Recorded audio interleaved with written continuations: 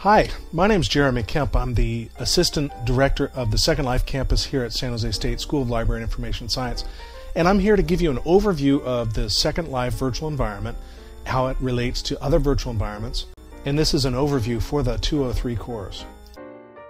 So while there are many virtual environments out there, we're going to be focusing on the Second Life virtual environment. Think of it like a virtual world built and owned by its residents. It's a vast digital continent, and it's filled with librarians and their customers, some entertainment, and some other features as well. You'll find museums, concerts, settings for teaching and learning, role play, and more.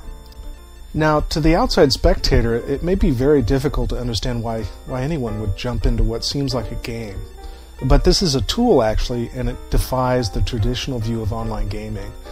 For instance, the average age of users is 35 years old, and you'll participate in a range of very professional activities in this environment. So this video hopes to demonstrate why virtual environments like Second Life matter to library and information professionals. Because Second Life isn't a game, it's very important to look at the professional activities that library and information science folks would use it for. And I will break those down into 6 key activities. So we're going to look at professional services role play, interfaces and web interconnectivity, groups and events, commerce and creativity, personal discovery and identity, and finally marketing and outreach. The first of these 6 key activities are the creation and enjoyment of groups and also events. So Second Life has a free voice tool so that multiple people can get on with their headsets and chat with each other. It's pretty inexpensive to create groups, and so you'll see things such as author programs, book discussions, and also programs that promote reading.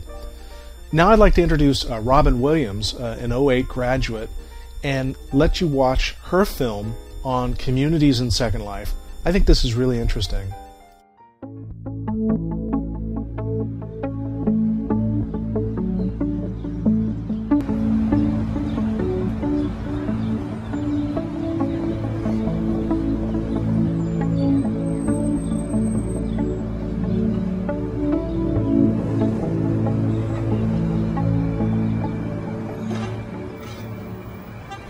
I like to think of Second Life as a city garden project. The city is the hustle and bustle of our daily lives. We have these areas, like Second Life, where we can work with people from all over the world to grow something that could be amazing.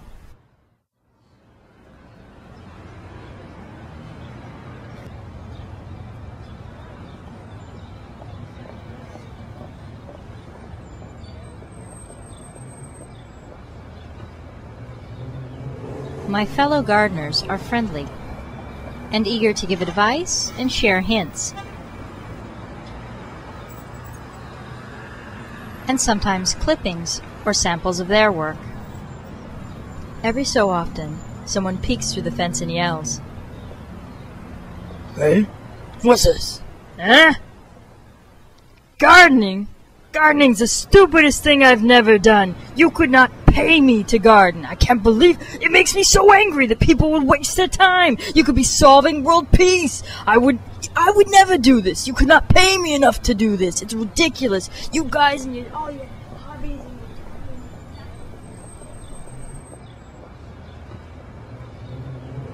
Although our plantings may not live forever, we take pictures and movies and learn from the process.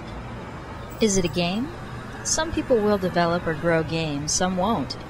Your product is limited by your imagination.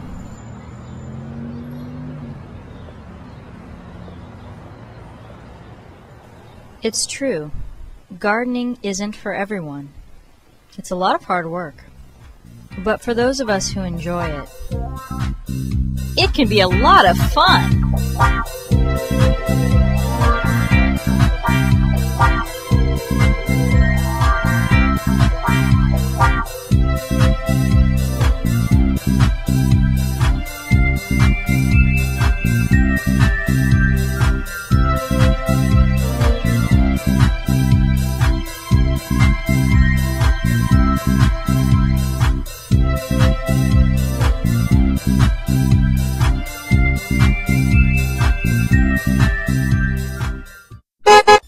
Okay, the next set of activities I'd like to talk about is interfaces and web connectivity.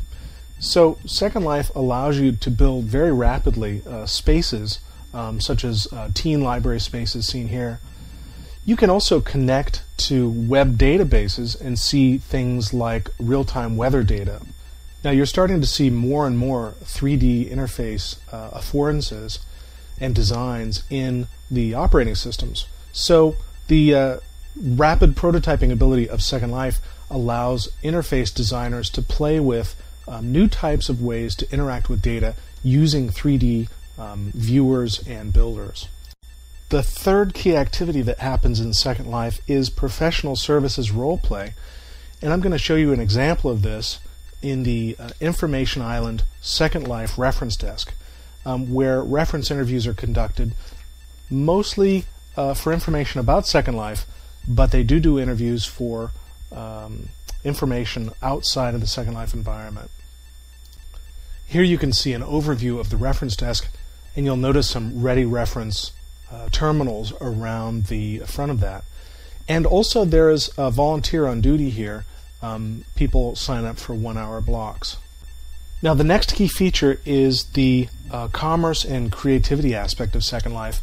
Two things are unique to this platform. One, that funds are convertible to US dollars, so they flow back and forth. This is new. Another new thing here is that all the intellectual property created within the environment belongs to the people who create it. Usually terms of service for virtual reality games leave the ownership of the intellectual property with the company that runs the game. So this is a little bit different. One activity that a lot of people find exciting and interesting is personal discovery and identity development.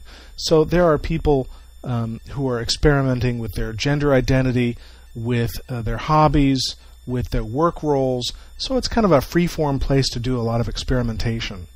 The final set of activities I want to talk about are interesting for library administrators, and obviously Second Life has a lot of marketing and outreach benefit, so you could think of it like an extra branch.